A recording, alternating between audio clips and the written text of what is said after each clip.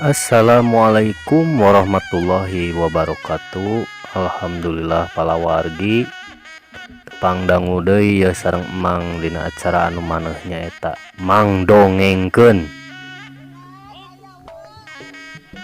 Urang mulangkeun katineng kumang rupi dongeng Sunda anu kapungkur. Jejer atanepi carios anu dinuju dipadar ku Mang teh nyaeta carios Si Buntung Jago Tutugan karangan Bapak S. Sukandar anu disalin deui nyaeta ku Bun Bunyamin. Palawargi sadayana supados teu nyangkolong teuing kana waktos, mangga urang kawitan wae kumaha jucungna lalampahan Si Buntung Jago Tutugan teh. Mangga geura mararanco. Wilujeng ngadarangukeun kaparayun sadayana Si Buntung Jago Tutugan.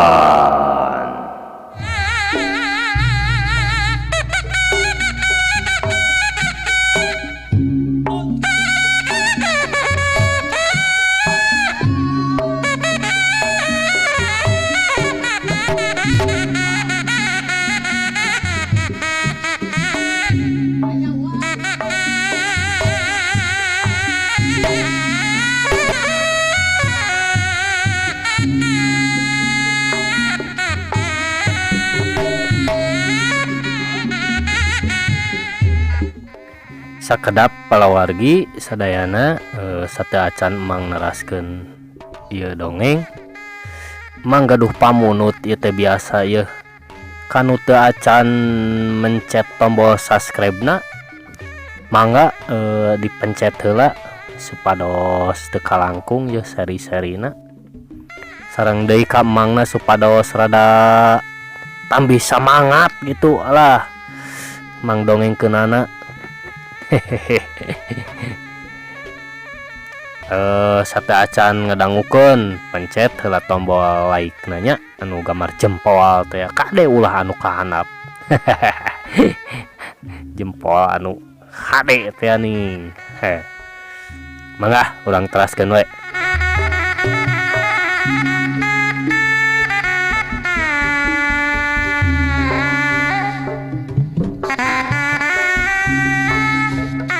Ya kitu we lah Mang Jalal. Kuring rek balik heula yeuh bari sakalian rek ngadongsok ka Abah Haji. Memeh jung teh Husen ngusiwal kana saku ngaluarkeun duit. Lung dialungkeun kana lahunan Ki Jalal. Bangun weteuh nakar duitna teh. Tah, 5 ketip sewang we jeung Ki Bada. Aduh, nuhun Cep. Alah, Cep mah sok ngartos wae ah. Kacidagiakna menang duit 5 ketip sewang. Lumayan keur meuli beas sababaraha poeun. Sanggeus ngaleos Husen, Ki Badra sakilat nakar ngajewang duit nu keur dicekel ku Ki Jalal sarta teu loba pamola supaya diasupkeun kana sakuna. Hehehe, lumayan yo. Ya Kak, 5 ketip sewang atuh. Kumaha ieu teh? Ki Adi mah pareun geus minong narima persenan. Kun we atuh ieu mah keur aka kabehnya. His, teu bisa kitu atuh Kak. Bagi 2 ripuhna oge panduan. Kutan teh butuh kene duit ku 5 ketipnya. Ih, puguh we atuh. Tong borok 5 ketip saperak oge butuh. Sok aka mah 5 ketip sewang sok Aka. Kumaha teh. Ki Jalal bener-bener sieun teu kabagian-bagian. Nya ke atuh. Urang tukerkeun heula nya ka tukang gurilem. Tuh, kabeneran aya keur ngariung. Ini kasihanan pisan Gadi mah. Gadi geuning si Andi teh Si Buntung Jago Tutugan nya. Sumohon. Nah kitu kumaha Kak? hain. Tangtuna bakal berat we. Wawasena sabab pasti urang lembur bakal balik ka manehna biluk.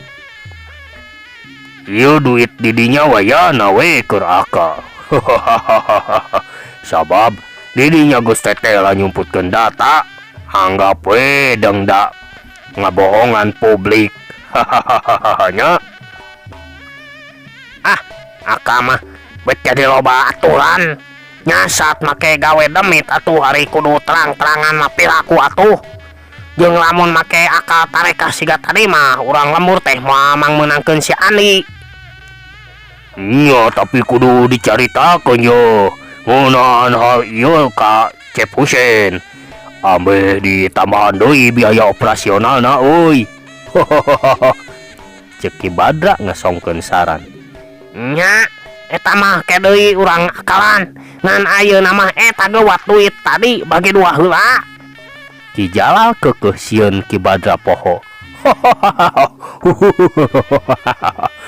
Duit naon dari tahun teh ah. Ki Badra siga nu teu surti. Eta nu tadi pan kuduna 5 ketip sewa atuh ka aduh. Ka atuh. Kudu teh ceuk saha? Ceuk adi sorangan apanan? Ceuk kuring mah pan teu kudu. Ih, ari aka atuh ka ulah kitu atuh. Pan uing geus mere proyek ka aka. Ki Jalal siga anu rek sahing-hingeun ceurik teu beda jeung bolon anu direbut cocoan. Bu, sakitu geus disalengorkeun. Ingat wae Ki Adi mah. Kelana atuh pancan ditukerkeun duitna oge. Tembal Ki Badra rada muncareng. Sawios atuh ku abdi diangsulan. Ieu aya angsulan mah. Aya kitu? Aya. Cek Ki Jalal bari ngodok saku. Saong ngasongkeun duit 5 ketip. Eta geuning aya boga kene duit. Eta we pake ulah tuh. Kun anu di akama ulah diomeng-omeng. Anggap we neuneuun poho. Supaya we supaya awet we ameh teu sakaligus beak. Cek Ki Badra bari ngahehe jeung cengkat terus muru lawang panto anu saterusna jut turun maksudna rek balanja ka pasar. Aing kumaha ka teh keur duaan eta mah toka. Ki Jalal bari ngudag tapi kituna teh ukur nepi ka tepas satuluyna mah ngajanteng bari melong anu ngungkung. Nya keur duaan tapi pan Ki Adi mah boga keneh. Tadi aya pulangan keneh lin. Cek Ki Badra bari terus ngungkung teu ngareret deui ka Ki Jalal. Teu pogoh saka maing cager. Cek Ki Jalal bari medeng hal manehna ukur bisa garo-garo teu ateu. Sabot kitu kurunyung anu datang manehna ngabejaan yen Pak Haji rek nitah cenah. Atuh Ki Jalal langsung nepungan si horeng teh manehna dititah ka Cipancar nepungan Haji Sobana yen engke peuting Haji Kodir rek datang ngabejaan heula soteh sangkan teu mata kreuwas. Wah, cilaka 12 ieu mah. Sok sieun papangi jeung si Andi we. Ngajak si Aka we ayeuna mah ngajakan si Aka. Kitu gerentes hatena bari langsung we manehna muru ka imah Ki Badra.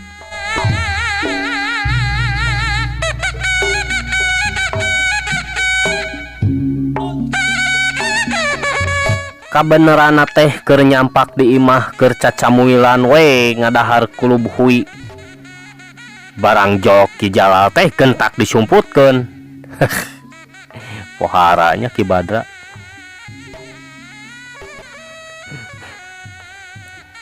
Kak, kuring anternya dititah ku Pak Haji ka Cipancar. Riwang ye sieun papanggih jeung si Andi. Sorangan we atuh berang keneh ieu. Moal naon? Aka keur hoream puguh keur hoream ka mana-mana ieu teh lah. Ki Badra langsung nyeun alasan bari am ngahuapkeun ku Lubhui. Ulah kitu atuh Kak. Aduh, pan ieu oge kewajiban aka oge. Ih, tuh bisa jadi, tuh bisa. Panjang urusan tuh. Pan eta parentah teh datang nanti Pak Haji. Tah anu jadi badega Pak Haji saha? Nya eta mah abdi atuh, tapi tah geuning ngarti ku kituna nya wayahna kudu dilaksanakeun ku sorangan. Pajaba lamun gaji bulan ieu sageblengna keur aka kakara di baturan. Tapi lamun nunitana Cep Husein mah kakara kewajiban aka oge kaharti. Ceuk Ki Badra saklek dina kitu nama. Mohon eta ge, tapi pan ieu oge sami we kanggo kepentingan Cep Husein. Janten sami wae atuh. Tuh bisa, tuh bisa. Tuh bisa sarua. Tapi heuga atuh ku aka dianteur. Ngan aya syaratna yo keur pameulina. Naon teh aka syaratna teh? Make kudu make syarat sagala aing mah. Ieu syaratna yo. Satengah gaji bulan ieu sarta duitmu tadi wayana keur aka. Kumaha? Ceuk Ki Badra ditungtungan ku ngahehe. Ih, nah aka mah becarakah geuning. Ih, lain sarakah Ki Adi. Nya, tapi kada demas aka mah. Ki Jalal gancang nempas. Yo, dengikeun. Upamana heug di ditu teh panggih jeung si Andi, tangtu aka anu bakal nyang hareupanana teh apanan? Ki Badra anu keur mah hayang ngahakan, hayang ngahak kabeh kana duit katurug katutuh menang jalan. Aing nya heug atuh Tapi ulah atuh ari anu setengah gaji mah sing karunya. Ke kuring di tonggongan atuh ku inung budak. Gaji kurang mah. Ki Jalal ngalengis. Nyatu naon lah eta mah. Tapi nu tadi kabeh keur akanya anu 5 keting sewang. Nya lah. Asa kuring anteur we ayeuna hitungan pisan aka mah lah. Ceuk Ki Jalal bari beungeutna baketut ngarasa keheul. Teu diitung mah atuh kerok. Ki Badra ngomongna teu weleh bari seuri.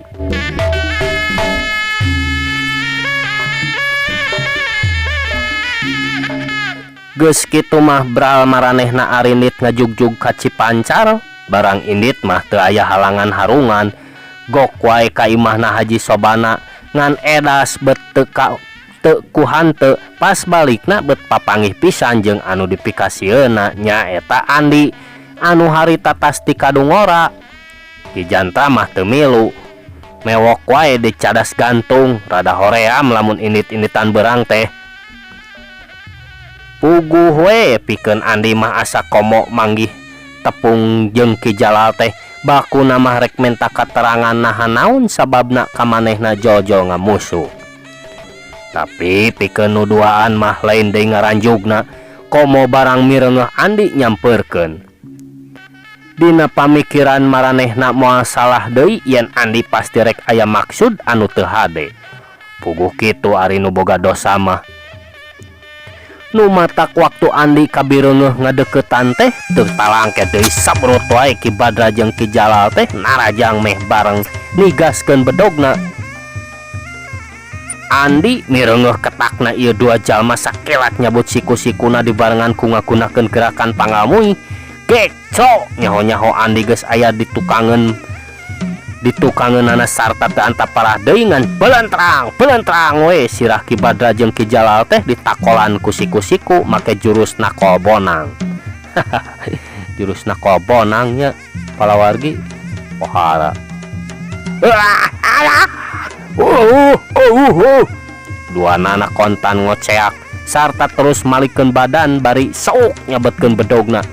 Andi anu geus bisa ngajudi yen lawan pasti bakal ngayakeun gerakan model kitu, gentak ngejauh ka tukang.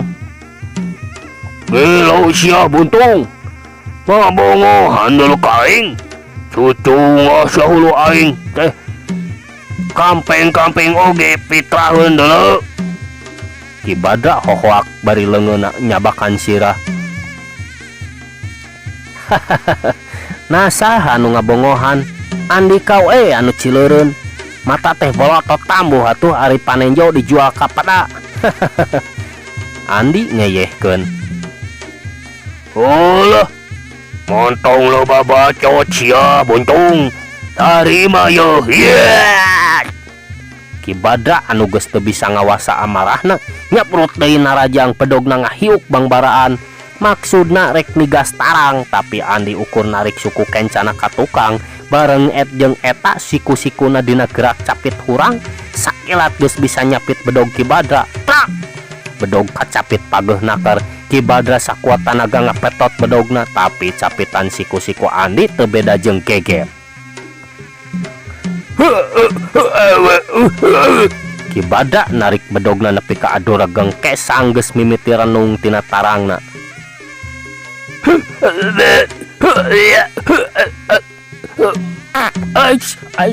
Saking meakeun tanaga nepi ka tina bujurna kadenge sorak tayohna teh teu ka kemot. Teu ka kemot. Wahara palawargi. Ningali lawana ti babargeg Andi sakilat ngedagorkeun leungeun buntungna nangal pisan kana careham jebrod. Ulah sobat edan. Ki Badra ngociak sarta badan langsung ngagedebut teu usik deui. Ningali lanceuk sapagurona ngajolor ukur dina dua gerakan, Ki Jalal anu pangacianana geus kabur jadi timbul nekad ngan hiuk wae manehna nyabatkeun bedogna ngababi buta. Gila Andi kakenca dibarengan ku narik suku katuhu. Geus kitu kuriwal deui bedog Ki Jalal beunang dicapit ku dua ramo. Teu beda jeung Ki Badra, manehna oge ugil-ugilan hayang ngalepaskeun bedogna. Tapi tanaga capit anu ramo Andi teh kacida matak helok tur nimbulkeun kakaget anu taya hinggana. Sanajan geus meakeun tanaga tibatan lesot mah ngadon tanagana asa kasedot. Capitan ramo Andi teu beda jeung gegep pageuhna. Ki Badra anu geus sadar tina teu elingna gentak ngrejat hudang. Barang mireunga Andi anu keur nyapit bedog Ki Jalal ngagentak nangtung. Ari sugan teh rek ngayakeun panarajang deui, tapi ieu mah ngan ngabelecet wae kabur ninggalkeun Ki Jalal anu keur ukay-ukay hayang ngalesotkeun bedogna. Poharanya Ki Badra palawargi. Mireungeun Ki Badra kabur teh teu loba mikir deui Ki Jalal gentak ngalepaskeun bedogna diculkeun. Barabat wae lumpat nuturkeun Ki Badra. Andi ukur bisa colohok pinuh rasa heran ku pamolah dua jalma ieu anu nepi ka ayeuna can kanyahoan naon maksudna beut siga nu hayang ngala nyawa manehna. Sarta lamun dititenan masidik maranehna teh lain komplotanana si Jaka. Sedengkeun Ki Jalal jeung Ki Badra anu geus jauh mah ti Andi, maranehna areureun tina lumpatna.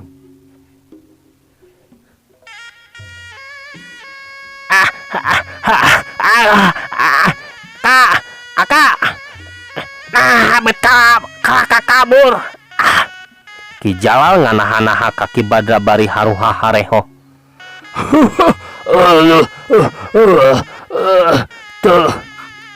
Teu saimbang lah, teu saimbang.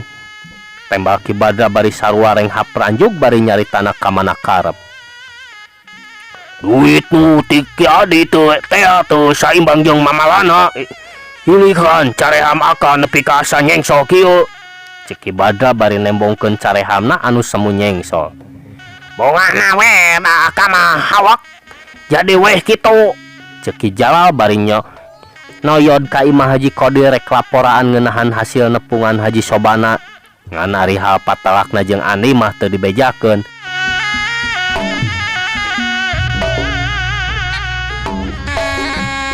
Palawargi sadayana lain deui ruasna Andi sanggeus ngadenge beja ti Adria yen jalma anu ti heula narajang basa di kebon awi anu teu kanyahoan sahasana teh tadi ngadatangan imahna Haji Sobana, pangna nepungan Pak Haji teh cenah pedah dititah ku Pak Haji Qodir.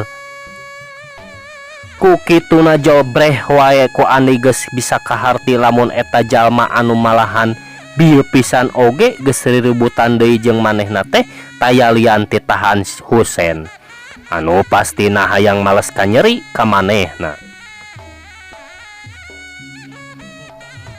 Ngan anu teu weleh jadi pikiran teh naha naon perluna Haji Qodir bet ngajurungan ka eta jalma. Ras deui inget yen harita teh cenah Haji Qodir ti heula kungsi nanyaan Nyi Euis, boa ieu oge sigana maksudna nya kitu pisan lantaran harita teh cenah tacan puguh kaputusanana. Inget kadinya johe abwe hate Andi teh ngadadak payung yang sarta hatena ratug teu puguh rasa. Ku kituna Andi teh ngadedempes we di imahna Mang Amir bari ngadedengekeun bari hatena mah geus teu bisa dicaritakeun deui kumaha kaayaanana. Komo deui sanggeus menang beja ti biirah yen cenah peuting ieu teh Haji Qodir rek datang nepungan deui ka Haji Sobana. Ngadadago Nyi Euis sugan bisa panggih boro-boro aya kaluar malah teu kadenge sora-sorana acan. Nyerekam we di pangkengna da eta we najan biirah ciling cingcat oge lapur teu bisa nepungan. Teuing dicarek kaluar ku Pak Haji atawa memang karepna Nyi Euis anu hayang cicing wae di pangkengna. Sabab geus ngadenge yen peuting eta Haji Qodir rek datang. Anu tangtungna moal bina deui pasti bakal ngabahas ngeunaan lamaran nu harita geus dibadamikeun jeung nu jadi bapana.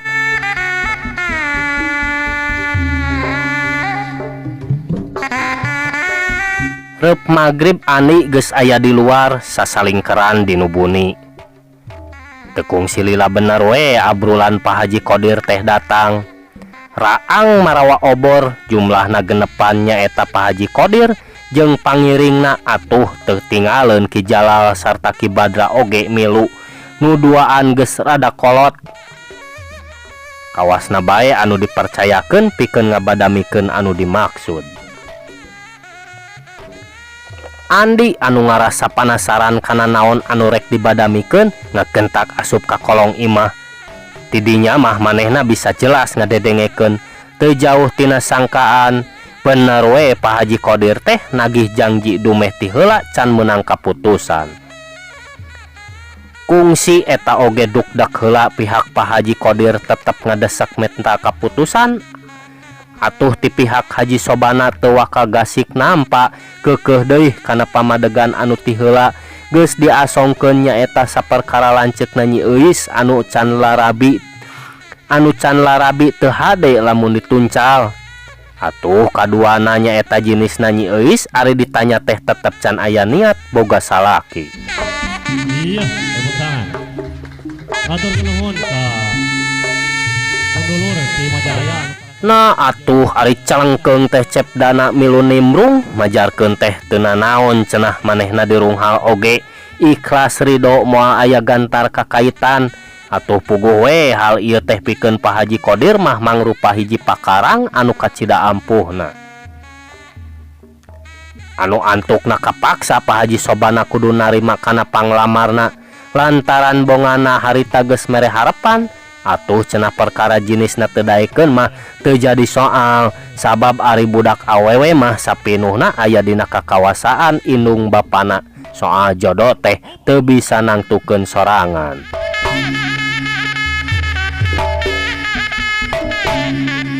Tumerapna ka Andi anu keur ngadedempes di kolong manehna ngadadak rampoh poe siga kapas ka ibunan sirah karasa berat dedeleuan asa poek pangaruh hate anu ngadadak samagaha.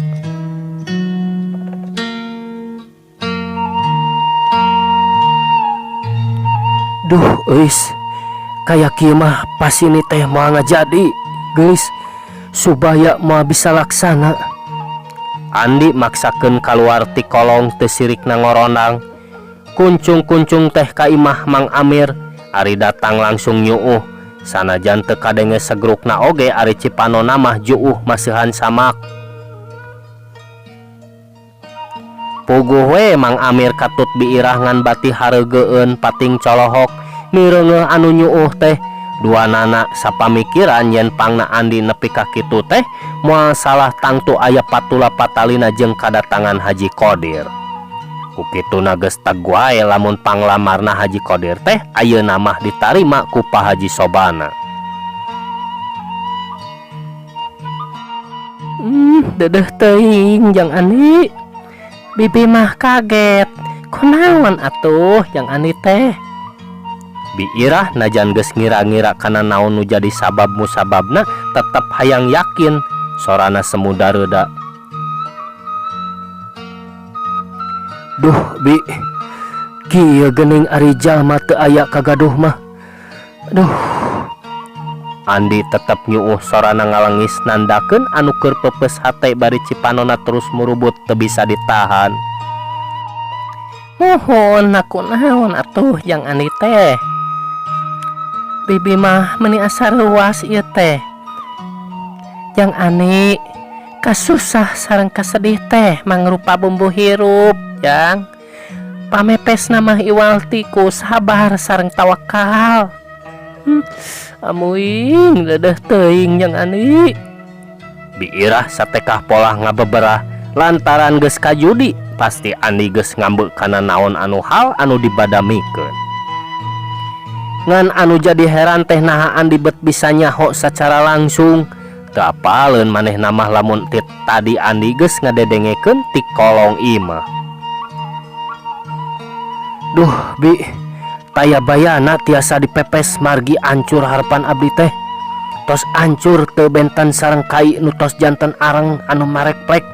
Semplek moal tiasa disambungkeun deui. Duh, harianeun hirup teh teu woleh jadi sisindekelan ka peurih. Ih, teu kengeng sasangaman kitu atuh. Bibi oge ieu nya sahur Bibi oge kedah sabar.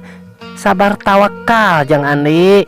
Margi ku sabar mah moal aya anu teu tiasa diungkulan ieu kan tenan dibarengan ku ikhtiar sarta sumerah kanu maha kawasa. Tangtu sagala anu dipikaharep teh baris tinekanan. Moal tiasa Bi, margi tos reuntas ieu mah moal tiasa disambung deui harapan abdi teh mung sakadar impian. Duh euis teh teu nyana euis anu tadina jadi madu pikeun ngubaran hate Akang Andi ayeuna tos jadi racun anu baris ngadatangkeun kiamat. Aduh, harianeun euis. Sabot kitu di luar aya nu pupuntenan horeng Ki Jantra anu nyusulan Andi ngarasa hariwang sabab janji rek datang tapi geus peuting can ngurunyung keneh kacadas gantung. Kacida kaget namireungeuh Andi anu keur nyuuh bari juuh ku Cimata teh ngan manehna teu wanita tanya antuk namah gek diuk gigireun Ki Amir bari pinuh ku rupa-rupa pananya anu ukur bisa diebrehkeun ku panona nurut ret kaditu ka dieu.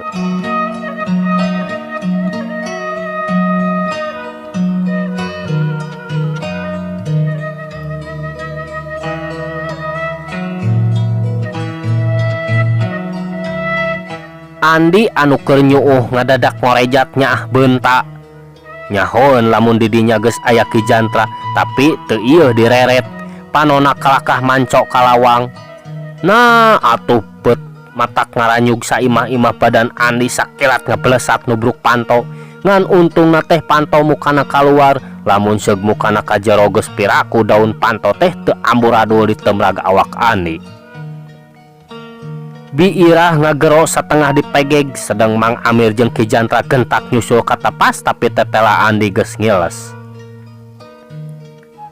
Sabot kitu dorok-dorok sora pagar anu rebah siga dirumpak ku Muning Edan.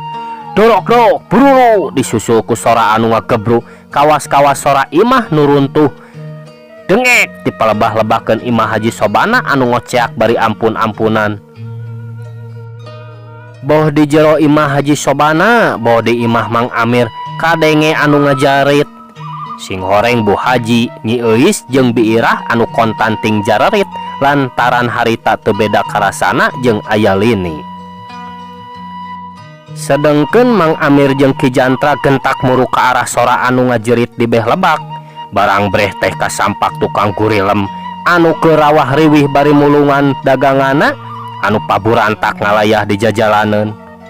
Tadi teh sanggeus andi ngabelesat kaluar ti imahna Mang Amir, manehna ngamuk sagala dirumpak sagala ditonyokan ku leungeun buntungna, pagar rubuh. Tos tempat nyimpan suluh jeung alat tatanen yang ngeyeng lantaran salah sahiji tihangna aya nu potong di babu ku leungeun buntungna. Sajabat tihangna potong teh kentengna oge nepi ka muru duel.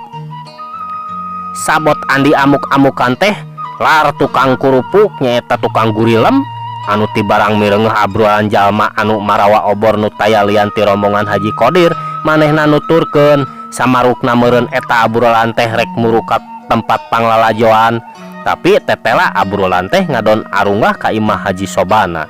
Sanggeus nanyakeun ka Ki Jalal aya naon-naonna, nya manehna teh cicing diburuan sabab ku Ki Jalal dititah cicing susuganan cenah diborong ku Haji Sobana. Malahan ngomong kitu teh Ki Jalal geus beak sababaraha bungkus kurupuk. Tapi tetela nepi ka saimah semah baralik ku Haji Sobana teh eueuh hiji oge kurupuk anu dibeli, bujeng-bujeng ka diborong. Lantaran kesel manehna teh rek nyusul abrolan Haji Qodir anu harita geus marulang. Sabot lempang papanggih jeung Andi, nya manehna teh pirajeuna nawaran gurilem ka Andi. Ari Andi anu keur ngamuk ngarasa jajalaneuna di halangan, kangaranan jalma anu keur ngamuk atuh teu pipilih naon wae nu timu di bangbrat. Nya kitu oge nasib tukang kurupuk, manehna oge teu leupas tina sasaran Andi anu keur ngamuk murang maring. Ngan untungna we anu dibabuk ku leungeun buntung teh ukur kurupukna. Lamun kahayang masirahna nya dipapag teh tah tuman atuh da. Aya nu nanyaan anu ngabring nanyaan kadon disampeurkeun bari dagang kurupuk, nanawaran kurupuk. Dorok dok gurilem. Mang Yeng pohara Mang Yengnya ieu Mang Jejen aya wae ieu Mang Jeni.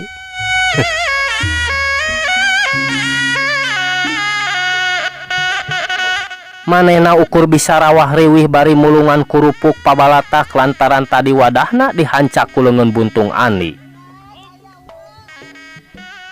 Adria, Pak Haji, Cepdana jeung nu sejena muru ka arah sora anu tadi ngaburusut, sedengkeun Ki Jantra mah ngapenyeng nuturkeun ngapelenyang nuturkeun hiji bayangan anu ngapelesat manehna mah geus teg wae lamun eta teh Andi. Andi anu lumpatna teu puguh arah tujuan ceuk paribasana mah estuning tunggul dirarud catang dirumpak, sanggeus mepeus keyang kana naon anu kapanggih. Andi kebat lumpatna mapai jalan satapak ke arah jalan anu ngahubungkeun Cipancar jeung Jalan Gede. Mangka-mangka harita teh abrulan Haji Qodir keur laleumpang bari raang dicangan ku obor. Puguh we atuh sidik pikeun Andi mah bisa ningali sahasana cacakan harita teh jauh keneh. Ngaran-ngaran anu keur ngaperung amarah alatan pepeus hate ari breh anu jadi cukang lantaranana lat wae Andi poho kana temah wadi nu aya dina dada ukur rasa anu nguntab-nguntab pikeun malikeun ka nyeri. Ku kituna teu antap parah deui seak wae manehna narajang kanu keur ngabring. Jurus gelap ngampar anu ngaruntuy tujuh nu diwangun ku peta gerakan leungeun buntung jeung suku teh mata kabeh bukbak ngahanca sasaran dina kacepetan anu meh teu bisa katingali ku panon. Anu akibatna pikeun abrulan Haji Qodir teh brak-bruk sakaligus gempar obor-oborna racreng sarta puspes parareum. Tapi sanajan kitu oge ari rasa kamanusaanana mah masih aya. Buktina dina ngahanca Haji Qodir sarta kolot anu duaan mah teu parna-parna teuing akibatna. Beda jeung anu karasa ku Ki Badra, Ki Jalal, Katut Husein. Eta weh tiluanana nepi ka pating golok-golok ngutahkeun getih hirup. Anu saterusna ngajahjar siganu di sapisankeun. Malah Ki Jalal jeung Ki Badra mah carehamna oge nepi ka nyengsol. Sarta sababaraha huntuna muruluk punglak can waktuna. Atuh leungeun Kenca Husen nepi ka ngalaman potong dihancak ku kahebatan leungeun buntung Andi. Geus kitu seak Andi balik deui ka lembur gok amprok jeung Ki Jantra anu rek nanya, tapi Andi tonggoi lumpat. Ki Jantra gentak ngagiwar lantaran lamun teu kitu teu ulah aya bahan ditemrag ku Andi. Ki Jantra terus ngaplesat nuturkeun Andi, bus ka lembur sup ka jero kebon bogana Haji Sobana. Andi terus bukbek ngahanca tangkal cau teu beda jeung anu kasurupan, nepi ka kabeh pepelakan nu aya di kebon teh hancur lantaran diamuk. Tangkal cau anu jumlahna ratusan teh hiji oge eueuh nu beleger.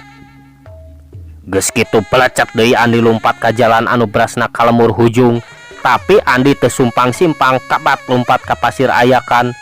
Kalis ku poekna peuting teu jadi halangan, rametna jalan teu dipalire, manehna terus mangprung bawaning hate nu geus raheut gudawang nurih jajantungna.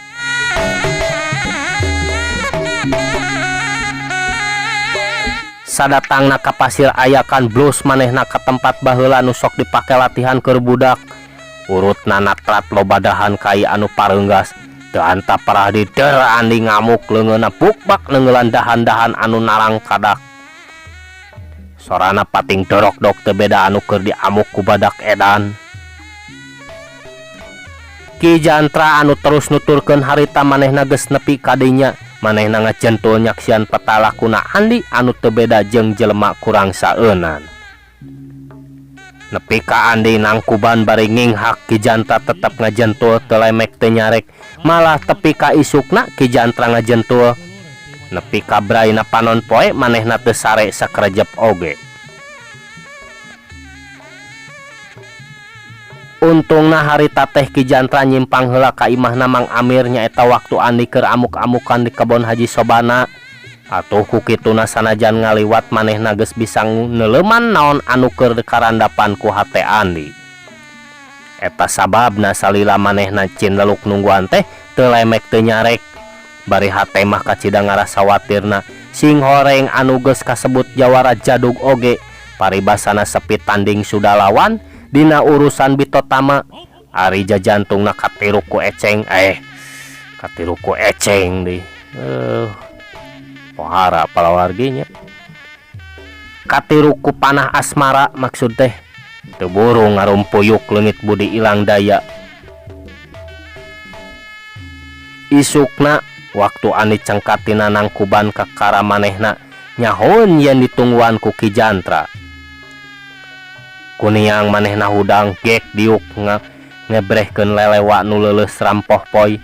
Ret ka Ki Jantra pok ngomong sorana semu-semu nu haros-hos. Geningan Pak Jantra.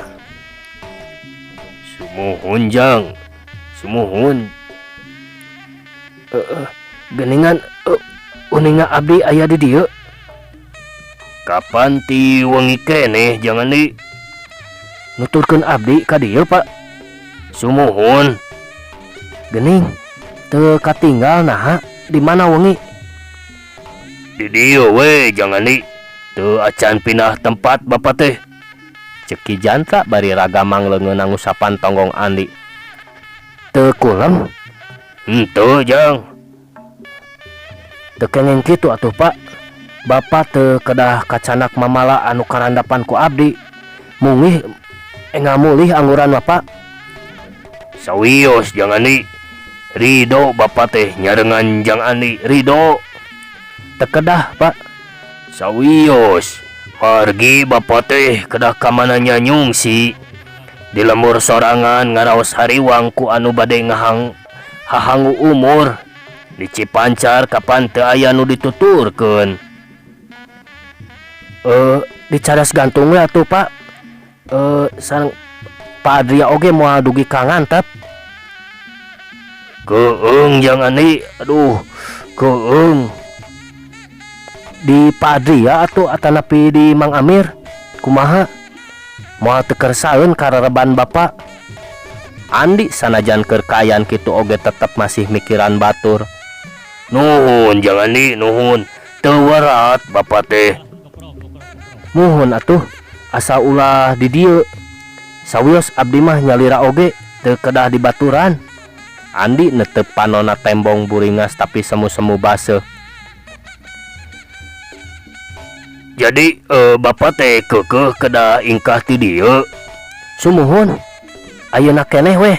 Meungpeung masih enjing. Mangga geura angkat atuh. Ya mangga atuh. Jang Ani ari teu kersa di sarengan mah. Ki Jantra cengkat bari dehem terus nguliat keur mahoream indi teh katurug sukuna ti tingkuheun balas diuk sapeupeting. Tapi kalakaku dipaksakeun bari jumarig jeug oge leos bae Ki Jantra indit ninggalkeun patempatan jalan aku kurubutan kanu bala jelas rek muru ka lemur hujung pikeun nyamperkeun anak pamajikanana. Sanggeus karuhan Ki Jantra indit tidinya Andi ngadeukeutan geger pasir. Heug manehna nyarande kana batu panon neuteup kajauhna nyawang padataran anu mayakpak. Pasawahan keur meujeuhna rampak panonna terus muralang neuteup runggunukna lembur-lembur. Lembur hujung tembong suhunana parentul Cipancar mah lapur teu mantra-mantra. Tapi ari panenjo batina mah terus tembus ka lemurna anjog ka imah Haji Sobana. Brai-brai sagala anu geus kajadian sarta kalakuanana mangsa ka tukang nya eta waktu silih anteur katineng jeung nu jadi bebeureuh maneh bebende pamepes hate nu sakedeung deui oge bakal dipimilik deungeun. Teu kurang matak nyeredet kana hate nu antukna Cipanon Andi ngabarebei deui kasuat kaseuit kahudang rasa kagugah tugenah hate.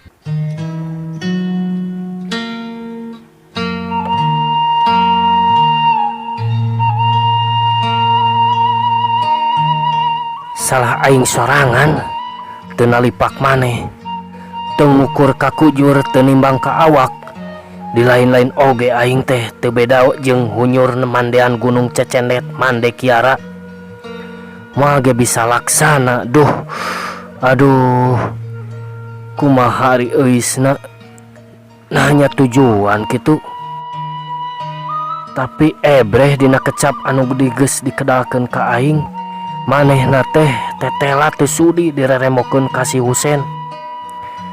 Dalah Pak Haji oge mimiti nama kawasna nu moal narima ngancang dana ieu teh manehna anu kacida totorosolna mah sangkan eus ngajodo ka si Husen. Eus kutenya anak katineng teh bet ngan saukur ebreh dina saur tutupna lalakon anu dibaladah ku urang duaan angeusna teh ngan saukur mudalkeun cimata eus kapaksa teu bisa kebat jurang katresna nu jadi panghalang eus.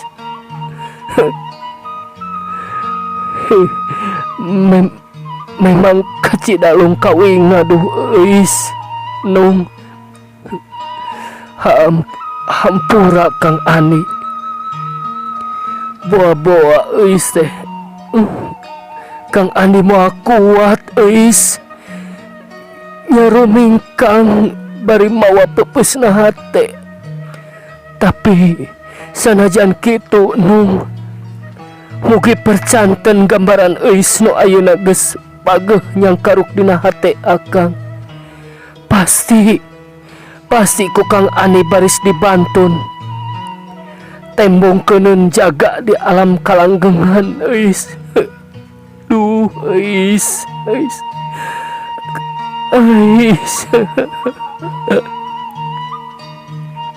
Berebay Cipanon Andi beuki juuh kaluarna. Tapi panon peureum ngabarengan kerentes hate nu taya reureuhna gelasar kana leungeun Andi. Aya nu ngagelasar dina hate Andi geus teg wae lamun ieu teh oray. Tadina mah rek dikepeskeun tapi jorojoy aya pikiran nu lain-lain antukna manehna cicing sedengkeun panonna tetep peureum. Ukur biwir anu ngab ngaluarkeun sora anu ngagerentes. Heug oray, kaula pasrah pek leg-leg awak kaula teureui buleud sing musnah ti ieu dunya. Omat ulah disesakeun sanajan getih satetes buuk salamar daging saceuwir kaula ridho. Sugah ni kalanggengan kaula bisa samemena patepung jeung manehna. Kang Ani ngadadak kadenge aya nu nembalan tapi sorana mah halimpu ngageleser nembus kana kekendangan. Sarta getarna sora anu kaluar teh estuning kajurung kurasa katresna. Nyah Andi bentak kebeg lain deui kagetna. Sidik teka palingan kitu tetepna sanajan ayeuna mah bari carindakdak. Kitu pangadeg bubuden jeung pamuluna teh teu robah saeutik oge sanajan ayeuna mah katempona semu haropa. Geuning aya tukang es. Heuh, ieu mah sok ngaganggu wae ieu tukang es. Aing mah. Aduh punten pisan palawargi nya cag dugi ka dieu heula lalakon Cibuntung jago tutugan. Cagkeun dugi ka dieu heula ulan teu neun dihaneulem hieum tuna dihanyuang siang parage nyokot ninggalkeun mangsa datang disamper deui. Hatur nuhun mung sakitu anu tiasa kasanggakeun. Ampun para nu kasuhun wening galih nu dipamrih hampura anu diteja. Wassalamualaikum warahmatullahi wabarakatuh. Cag permios.